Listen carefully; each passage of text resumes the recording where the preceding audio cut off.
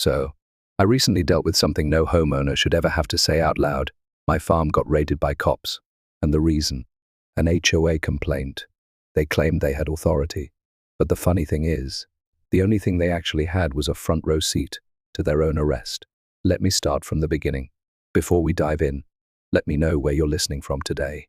It started with a nail 6 inches of rusted steel driven straight through a bright red notice and into the wood of my front gate, like a warning shot from the paperwork police. Emergency repossession notice, HOA mandate, 14D violation, which was interesting, considering I don't have an HOA. At least, I didn't used to. I pulled the paper off the gate. It came with 3 delightful surprises, a list of invented violations, including livestock containment breach, an unauthorized fencing design, a $4,700 fine, a deadline vacate by Friday or face immediate removal. And the best part, it was signed by Margaret Hensley, President, Greater Simmons Valley HOA. I don't live in Simmons Valley. I live next to Simmons Valley, but apparently Margaret decided the HOA's borders were now expandable, like imperialism but with more beige clipboards. At first, I figured it was junk, one of those scarlet letter scams, until 30 minutes later, when a matte black SUV rolled up my driveway. Out stepped 2 guys, cargo pants, tactical vests. One held a clipboard, the other had a sidearm, and the kind of buzz cut that screams. I almost passed police academy. Clipboard guy took the lead. Sir, we're here to conduct a visual inspection on behalf of the Simmons Valley HOA. I gave him the world's longest blink. You have a warrant. Under municipal subcode. Emergency protocol authorizes perimeter verification without resident consent, which was a lot of words for no. I stepped in front of him. You're not coming near my barn with that attitude or that vest. The second guy adjusted his stance. One hand lingered just close enough to his holster to suggest a threat without actually drawing. I looked him dead in the eye. Unless you're law enforcement or carrying a legally binding warrant, you're trespassing. Clipboard guy just smiled and pulled out a phone. We'll be noting your resistance. This will escalate. Oh, I hope so, I said, because I love paperwork. As they turned to leave, I noticed something taped inside their windshield, an HOA badge. Printed, laminated, crooked. I grabbed my phone and snapped photos, plate number, badge, gear, all of it. Then I posted it to the local Simmons board. Title, new HOA cosplay unit spotted. Looks like Blackwater took over lawn care. Within minutes. The comments blew up. One neighbor posted, same guys knocked on my barn door last week. Said they needed to check the grain bins for health violations. Another wrote, this isn't compliance, this is intimidation. And then came this one, from Old Man Duffy. 4 houses down, I told you all years ago. Margaret's HOA ain't a neighborhood group, it's a damn cult. I was still chuckling at that when my phone rang. Margaret. No hello, just her voice smug or clipped, and dripping with Stepford confidence. Mr. Reynolds, I'm calling to confirm that you've received the formal notice. You mean the one illegally nailed to my gate? Nailed is a harsh term secured for visibility, and it's not illegal under the new emergency expansion guidelines. Which guidelines? The ones we voted on last quarter. Funny. I don't recall being invited to that meeting. It was for residents of Simmons Valley. I'm not in Simmons Valley. You are now. Click. That night, I noticed something else. Orange flag survey markers lining the edge of my north field. Brand new. I hadn't put them there. And judging by the fact that my goats were actively chewing on 2 of them, I don't think they were HOA approved. I yanked one out of the ground plastic. Numbered. Coordinates scrawled in black Sharpie. They weren't just bluffing, they were mapping. Next morning, I went into town to file a formal report for attempted impersonation of law enforcement. The woman at the county office raised an eyebrow when she read the complaint. We've had a few of these. How many is a few? 11. You're 12. I asked if anything had been done. She shook her head. Most people just pay the fine and hope they go away. I'm not most people. No, you're not. Then she handed me a sticky note. You should talk to this guy. I looked down. Sheriff James Hartley, my brother. I called him that night, read him the letter, told him about the fake cops and the clipboard that looked like it came from a high school AV club. He went silent, then said, You're not the first, I figured, but your case is different. It's not just about fines or fences. What is it then? It's about control and what they're planning next. I waited. I can't talk over the phone. Just hold the line. That's when it clicked. This wasn't some overreaching HOA board on Facebook. This was something bigger, coordinated, planned, and my land was step one. But what James didn't say that night was that Margaret had already tried this stunt before, different target. Same script in that guy. Gone. 2 weeks after his eviction. His land was donated to the HOA for community use. Except now, it's a private retreat, and Margaret owns it. It didn't start with sirens. It started with a megaphone. This is the compliance division of the Simmons Valley HOA. Step outside immediately. That's what I heard at 6:42 a.m. while pouring coffee and watching my goats headbutt each other over an empty feed bucket. I thought maybe I was dreaming. Then I saw the flash of lights on my front gate, amber, flashing. Way too dramatic for someone who'd never even made eye contact with a real badge. I stepped out onto the porch in a shirt that said, "Fence me in, I dare you," and found 4 black trucks idling at the end of my gravel road. No plates, just stencil numbers, and taped across the side of each one, Civic Enforcement. Simmons Valley Compliance Division. 6 people climbed out, full khaki gear, steel toe boots, belts with radios. One guy had what looked like a drone remote. Another had a laminated folder tucked under one arm like it was a badge. And then, like a villain cue from a bad soap opera, Margaret stepped out of the lead truck, clipboard, sunglasses, a windbreaker that probably cost more than my tractor. "Good morning," she said, smiling like this was a wellness check and not a fake raid. "We're here to initiate phase 2 of your compliance review." I sipped my coffee. "Did phase 1 get lost in the mail? You received proper notice. You chose not to respond. We are now authorized to inspect and seize any structure or material in breach of code." "Which code?" "Simmons Valley's Extended Covenant. Article C. There's no such thing. It was ratified at the last board meeting. There is no board." "There is now." She turned to her goons and gave a nod. They moved with military precision, or at least YouTube military. 2 peeled off toward the barn. 1 raised a drone. Another started, walking the fence line like he was doing recon. That's when I stepped off my porch, one hand in my hoodie pocket, calm, controlled. They stopped, like someone had hit pause. "Sir," one said, "please don't interfere." "Why?" "Planning to arrest me for walking on my own land. We're here under community authority." "You're here playing dress-up in khakis." Margaret kept her smile but stepped forward. "We can do this peacefully, or escalate, your choice." I laughed. "You brought 6 rental troopers and a drone to inspect a barn. It's not just the barn, it's the unauthorized fencing, the livestock zone violations, and the unregistered utility hookup." "Funny," I said, "because the barn's been here for 30 years. The goats were born on site, and the utility hookups county issued. Want to see the paperwork? We'll determine that for ourselves." "No, you won't." That's when she waved 2 of them forward. They made it 6 steps. Then I whistled loud. The goats bleated in unison, chaos-loving creatures that they are, and began sprinting toward the barn. One of the guys flinched. "What the hell?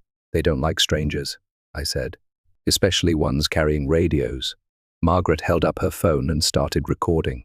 Just another example of escalating hostility from non-compliant residents. "We're documenting all of this." I gave the camera a smile. "Smile harder." "Margaret, that footage is going to look real good subpoenaed." Before anyone could argue, another car pulled up this time. A marked sheriff's cruiser. Deputy Ramirez stepped out, calm, confident. "Fully legit. Everything all right here?" Margaret turned. "We're in the middle of an HOA enforcement operation. Please stand down." Ramirez cocked an eyebrow. "You're what?" "These residents are in violation of multiple codes. We're executing a legal inspection." He turned to me. "Did you invite these folks?" "Nope." "Do you consent to this inspection?" "Absolutely not." "Then they're trespassing." He turned back to Margaret. "MAAM, you and your unit need to vacate immediately. And that drone, it's illegal to fly over private agricultural property without clearance." Margaret's eye twitched. "This is outrageous. This is the law." She clenched her jaw, then leaned in, just for me to hear. "I hope your niece enjoys applying for scholarships from an off-grid property with multiple violations." My blood ran cold. I didn't show it, but in that moment, I wanted her gone, all the way gone. They started backing off, slowly, in formation. But as the last truck pulled away, I saw one of the younger squad guys hesitate. He looked at the barn, then at me, and for half a second, his expression cracked regret, uncertainty. I'll never know, because Margaret barked at him, and he turned away. There's always one, I muttered, the recruit with a conscience. I waited 5 minutes, then walked to the barn, ran my hand along the old siding. My dad built it with his own hands, reclaimed pine, screws from the mill scrap heap. He called it the Freedom Box. Said it'd stand longer than any rule book. Now it had a drone's lens pointed right at it. That night, James showed up at the back fence, no uniform, no warning, just a nod and a six-pack. He sat on the porch swing like we were kids again. That was textbook Margaret full show. All smoke. Then why does it feel like it's working? He cracked a beer. Because you're not just a target, you're a headline. If she takes you down, the rest fold. She threatened my niece. Then she's scared. I asked him how many others. 3 counties. Maybe 4 people signing over land to avoid lawsuits they can't afford. All buried in legalese and HOA policy no one voted on. She's not smart enough to build this. She didn't. But she is ruthless enough to run it. He stood. I'll be in position. But I can't interfere unless she crosses a line. She already has. Then get proof clean, solid, and keep your head on straight. I'm wired up 6 different ways. Good. Because what's coming next? It's not a clipboard and a fine. But while I was bracing for another knock at the gate, I didn't see the one already inside it, because someone I trusted was feeding her everything, and her next move nearly burned this place to the ground. It started with little things, the things that became annoying real quick. Tools moved, a gate unlatched, fence wire loose where it should have been taut. One of the goats, Maggie, wandered into the road, chewing a survey flag like it owed her money. I brushed it off. Farms are messy. Goats are chaotic neutral at best, but then the power cut out twice. Not a storm. No outages reported. Just blackouts. And every time it happened, when the barn cameras were uploading footage to cloud storage. Now that caught my attention. The final straw came when the pasture fence shorted during a clear night, right after I'd repaired it. Clean slice across the copper line. No bite marks. No rust. Just wire severed. Intentional. Someone wasn't breaking in, they were already inside. I checked the logs, reviewed motion sensors. Every glitch happened during shifts covered by one guy, Darren Tall, soft-spoken, and newly hired. He'd come recommended from a neighboring property, always on time. Never talked much, but lately he'd been asking questions. Not about livestock, about systems. Where's the backup generator? You got a backup to the backup. You ever considered solar redundancy? Which sounded helpful, until I noticed him walking around with his phone, a chest-height screen glowing. Camera up, not forward. Upper toward the barn loft window, right where I keep the safe. So I tested him. I staged a decoy shed with a binder labeled Property Transfer Options Confidential, filled it with blank paper, left it unlocked. 3 days later, it was gone. I didn't confront him, not yet. I waited and watched. And at 11:17 p.m. on a Thursday, the well cam pinged motion. I pulled up the live feed. There he was, hoodie up, flashlight in one hand, a black messenger bag over one shoulder, creeping across my property like it owed him rent. I grabbed the one thing I knew I'd need and stepped into the cold. I caught him near the pump house. Forgot to clock out. He spun, dropped the flashlight, dropped the bag, ran. I didn't think. I chased. We tore through the side pasture, past the south gate, hoof prints still fresh in the mud. He was fast, but he didn't know the land like I did. He made it halfway to the woods before he tripped on an irrigation pipe and ate dirt. I was on him before he could scramble up. Let's talk. It's not what it looks like. Then you better say something smart in the next 10 seconds. He paused, and to my surprise, he didn't beg, he snapped. You think you're some kind of hero, sitting on stolen land, barking orders like you're better than the rest of us. Margaret told me what this place really is, told me. Your family rigged the original land deal, that this was always supposed to go back to the community. I stared at him. You mean Margaret, the HOA president, told you my dad was a land thief? She showed me the documents. She also told you to cut my fence. She said you wouldn't listen, that you were a risk. He tried to stand. I shoved him back down. So you were what? doing the community a favor. They were going to take it anyway. I made it faster. He opened the bag. Inside, a burner phone, a tablet, a hand-sketched map of my property with notes in red ink trigger points, fence cam blind spot, well access unguarded, and one phrase underlined twice, evacuation trigger, November 4th. I looked at the date that was in 2 days. I turned on the tablet. It auto-launched to a folder titled Phase 3 Reynolds. Inside, surveillance photos, power usage charts, camera stills from angles I'd never installed, and a PDF labeled Priority Report Subject, Non-Compliant Acceleration Recommended. James and I read it later that night. It included phrases like narrative control slipping. Subject is demonstrating resistance to de-escalation attempts. Consider legal civil order filing under expanded HOA clause. And at the bottom, authorization, M. Hensley. No more guessing. Margaret wasn't reacting. She was running the whole play. Then came the documents, forged ones, property transfer forms, a quitclaim deed, my name on a signature line I'd never touched, filed with the county, stamped, processed, and listed under co-ownership with an entity called Mason Ridge Holdings. I opened the safe in the loft and pulled out the real land deed, thick, yellowed paper with my father's signature, laid it side by side with the forgery. They matched almost perfectly, same layout, same ink, same file number except for one thing. Mine had a wet signature, the forgery scanned, lifted, pasted, filed, weeks ago. She's trying to sell the property out from under you, James said, to a shell developer she's tied to, and the county signed off. At least one official did, probably more. This is fraud. This is theft. Later that night, I sat in the barn, same bench, where my dad used to read the paper, drinking black coffee from a tin mug with a bent handle.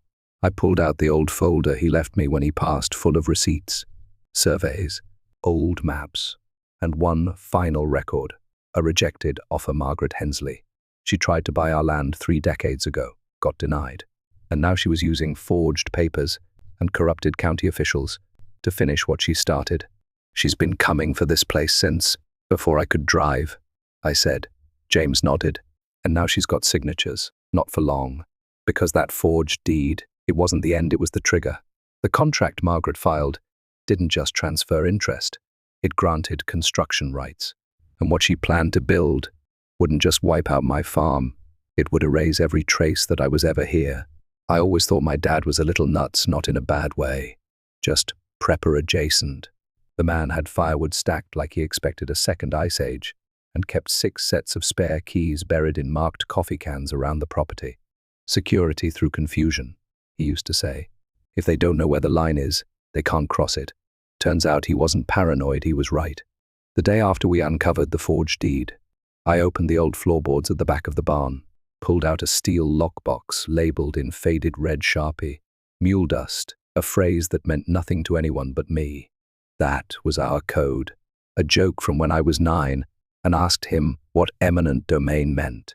It means the government thinks your land's worth more to them than to you, so they call it progress, and you call it theft. Inside the box, receipts, maps, POP permits, carbon copies of letters dating back to the 80s, and one thick spiral notebook titled Land Dispute Settled and Unsettled. He'd logged every challenge, every complaint, every attempt to rezone Simmons Valley, and one name kept showing up in red pen, Margaret Hensley. I flipped to a section dated February 1991. Inside was a tight proposal for a luxury subdivision, tennis courts, gated access, clubhouse with a fitness studio, filed by Margaret, back when she was just some junior agent at a development firm. Stamped denied in big block letters, zoning conflict, environmental overlap, structural impact too high. In his own handwriting, my dad had circled her name. She'll try again, not with a company, with paper. And suddenly it clicked. This wasn't just power, this was personal. I remembered something, a flash, a scene from childhood I didn't even realize was still there. Margaret at the front gate. I was 9, sitting on the porch with my legs swinging off the step. She wore a blazer, hair up, clipboard in hand, like she already owned the county. My dad met her halfway down the drive. "Mr. Reynolds," she'd said, "I think we got off on the wrong foot. You don't get a second foot if you use the first one to kick down the door," he said. She smiled, like it didn't touch her.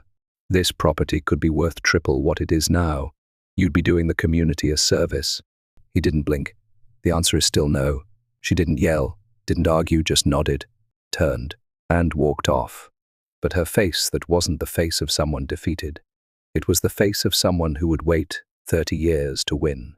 Back in the barn, James and I laid every document out on the floor. Side by side with the forged deed Darren had lifted, we found zoning overlays that had been altered, easement rights marked abandoned, stamps from the county office that didn't match the real ones. But the gold mine, a development contract between Mason Ridge Holdings and a silent fund called Emergent Valley Growth Trust. The contract called my farm Phase 1 Redevelopment Opportunity Zone, signed by Margaret.co, signed by Zachary Lauren County Zoning Chief, and the same man who told me 2 weeks ago, over coffee, "I hope you never sell this place. There's something sacred about land with history." Now he was trying to erase it. James muttered something under his breath and pulled out his phone. This isn't just fraud anymore. Then what is it? Strategic acquisition built on intimidation and forgery. How far does it go? Far enough to keep me up at night. Later that night, I opened my dad's old cassette player. The tape was labeled Town Hall, February 1991. It was scratchy but clear enough. "This proposal benefits everyone," Margaret said. "We need housing, infrastructure progress." "You mean concrete," my dad replied, "and control. You're holding back the future. I'm protecting the present. You're making this personal, only because you made it first." Silence. Then someone clapped, and the tape ended. James returned with a manila folder inside. Leaked HOA minutes. Not from this year, from last. That's how long this had been planned. One section read, "Monitor subjects' movements. Begin mail reroute strategy. Secure barn as future equipment site. Spin narrative mental instability if resistance escalates. Beneath it, contingency plan civil enforcement. Fake law enforcement, badge, protocol." She had a plan for everything. And still, she panicked, because the moment I printed every file, mailed it to 3 local papers, and dropped a copy on her porch with a note that said, "Still not yours," she cracked. She posted a video online, standing in front of her HOA banner, hair immaculate, voice shaking. "Certain individuals have spread false claims about me in this community. I have never engaged in unlawful activity. This is harassment. Misinformation, I demand it stop." The comment section was unkind. "Blink twice if you're lying, lady. Nobody believes you didn't forge something. You look forged. Let me guess. HOA stands for Harris Our Agriculture." The video was pulled in 3 hours, but I archived it. Back in the barn, I found one more note from my dad, tucked in the back of the notebook. Circled in red, "They can only take it if they can prove you were never supposed to have it." Under that, a map with a parcel line Margaret had crossed, and the man who owned that strip of land wasn't just a neighbor, he was a lawyer, and he'd been waiting for Margaret to screw up, which meant the next time she stepped foot past that boundary, she wouldn't just be trespassing, she'd be triggering a legal takedown, one she'd never see coming. It started like a storm before sunrise, not loud, not sudden, just pressure, a shift in the air, the kind that made the dogs restless, and the wind changed direction for no good reason. And me. I didn't flinch, because for once, I was ready. The barn was wired, every inch of the perimeter was under surveillance, streamed to an encrypted off-site server, and backed up 6 ways. James had his off-duty deputies stationed 2 fields over, watching the live feed with their eyes and 2 sets of binoculars. And I had something else waiting in the barn, a little surprise. I called Plan B, East Mode. At 9:04 a.m., it began. 5 SUVs, black, caked in dust, fast. They didn't pull up polite, they invaded, skidded into my front drive like they were kicking down the gate of a compound. Margaret stepped out first, beige blazer, dark sunglasses, and the expression of someone who still thought she had leverage. She had backup, 8 fake compliance officers with radio earpieces, zip ties, and clipboards they held like weapons. "Mr. Reynolds," she said, loud enough for the valley to hear, "you've left us no choice." She held up a document like it was a royal decree. Under emergency HOA directive. "This property is hereby placed under administrative hold pending full inspection." "Looks impressive," I said. "But unless it's signed by a judge, It's just decorative garbage. You're in violation. You're in denial. She nodded at her crew. That's when two of them started for the south gate. Another walked toward the barn. One had a crowbar. Another wore a body cam. Like this was a training video for how not to get sued into the Stone Age. Everything you're doing, I said, is being recorded. They paused. 5 cameras, 2 deputies watching live, a county lawyer reviewing the feed, so please, keep going. Margaret's jaw tightened. She tried to hold composure. We have jurisdiction. No, you have delusions. We are acting on behalf of the community. Which part? The part suing you, or the part filming this disaster? That's when she gave the order proceed, and one of her, people tall, 20-something, probably didn't even know what easement meant, stepped toward the barn and touched the door. Bad move. Plan B activated. Motion sensors triggered. Spotlights snapped on. Sirens flared. Then a deep voice blasted through speakers across the property. This is Sheriff James Hartley. You are now trespassing on private property under investigation. Step away from the building immediately. Margaret flinched. 2 of her crew stumbled back. The guy with the crowbar dropped it. One of them turned to her, whispering something I couldn't hear. Another muttered into his walkie. She said, "We had clearance." She said we were covered. Margaret ignored them. That was her first mistake. The second was not looking behind her. From the rear pasture, Don Wallace walked forward, wide-brimmed hat, clean boots, thick file in hand. Margaret barely noticed until he was 5 feet away.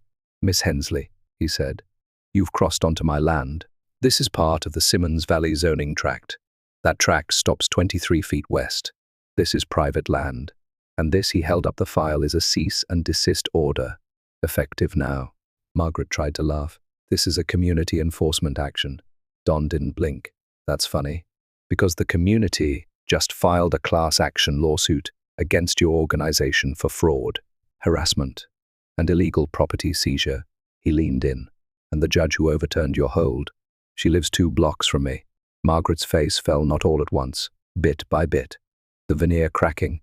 First the eyes, then the mouth, then the silence. "You'll regret this." I stepped forward. "Already did back in 1991, when we offered you lemonade. That's when the real law showed up. 4 county cruisers, sirens silent, doors synchronized." James walked out of the lead car like he'd been waiting for this scene his whole life. "Everyone, hands free," he said. "Let's keep this clean." Margaret didn't move, so he held up a document signed warrant, fraud, forgery, unlawful impersonation of law enforcement, civil code violations. "You can't arrest me," she said. "That's adorable," James said. "But yes, I can." They cuffed her, not dramatic, no screaming, no struggle, just defeat, heavy, hollow. Final. The rest of her crew folded like lawn chairs in a hurricane. One tried to run, made it 10 feet.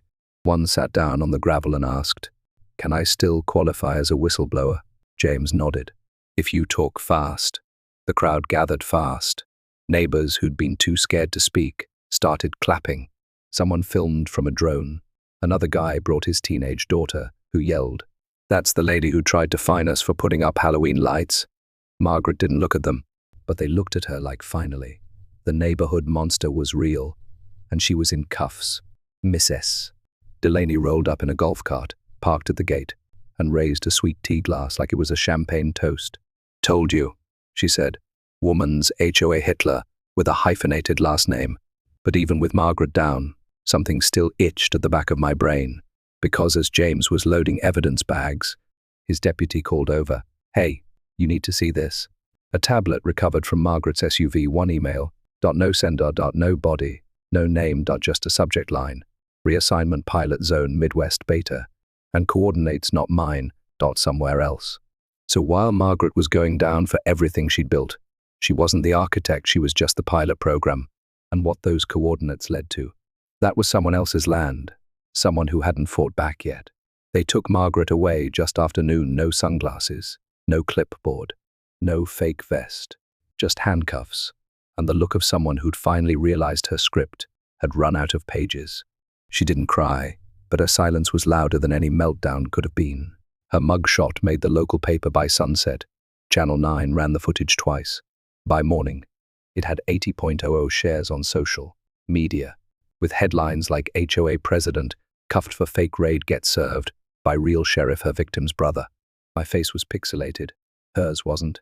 The HOA site went offline that night. The board of directors page now leads to a 404. And someone in town I still don't know who started printing bumper stickers that said, "Margaret isn't law." A high school kid made t-shirts with her mugshot and the caption violation, arrogant section 8, paragraph stupid. Her empire crumbled from the inside. 6 of her officers flipped. 3 county employees were suspended for rubber stamping fake permits. Zachary Lauren resigned to focus on family. James said the state DA is investigating quietly, thoroughly, but that wasn't what kept me up at night. What did? That email, reassignment pilot zone Midwest beta, no sender, no body, just coordinates 2 counties over. That's where I found Grace Harlow. She owned a small ranch, newer, cleaner. She met me at the gate with a rake in one hand and no time for nonsense. "If you're here about code enforcement." "Not exactly," I said.